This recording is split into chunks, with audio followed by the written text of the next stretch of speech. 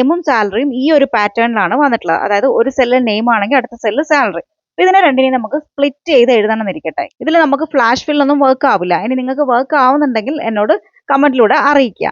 Normally split ചെയ്യുകയാണെങ്കിൽ നമ്മളിതാ ഇതേപോലെ ഓരോ ഡാറ്റ വന്നിട്ട് ഓരോന്നിന്റെ താഴെ കോപ്പി ചെയ്ത് പേസ്റ്റ് ചെയ്യായിരിക്കും ചെയ്യുക അല്ലെ.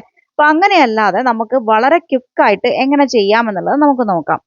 അപ്പൊ അതിന് വേണ്ടിയിട്ട് ഞാനിവിടെ നെയിം എന്ന സെല്ലിൽ ഈക്വൽ ടു എന്ന് ടൈപ്പ് ചെയ്യുന്നു. നമ്മളിവിടെ യൂസ് ചെയ്യാൻ പോകുന്ന ഫംഗ്ഷൻ റാപ്പ് റോസ് എന്നുള്ളതാണ്.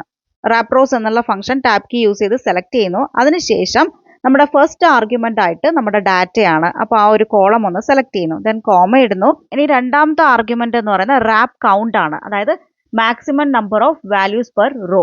ഒരു റോയിൽ എത്ര വാല്യൂസ് നമുക്ക് ഡിസ്പ്ലേ ചെയ്യണം എന്നുള്ളതാണ്. അപ്പോൾ രണ്ടെണ്ണമാണ്. അതായത് ഒന്ന് നെയിമും മറ്റൊന്ന് സാലറിയാണ്. അങ്ങനെ രണ്ട് വാല്യൂസ് ആണ് ഡിസ്പ്ലേ ചെയ്യേണ്ടത്. അപ്പോൾ രണ്ടെന്ന് ടൈപ്പ് ചെയ്ത് കൊടുക്കുന്നു. നമ്മുടെ പാരന്തസിസ് ക്ലോസ് ചെയ്യുക, എൻ്റർ കീ പ്രസ് ചെയ്യുക. കണ്ടോ, നമുക്ക് നെയിമും സാലറിയും ഒറ്റ ക്ലിക്കിൽ തന്നെ രണ്ട് കോളത്തിലേക്കായിട്ട് സ്പ്ലിറ്റ് ആയിരിക്കുന്നു.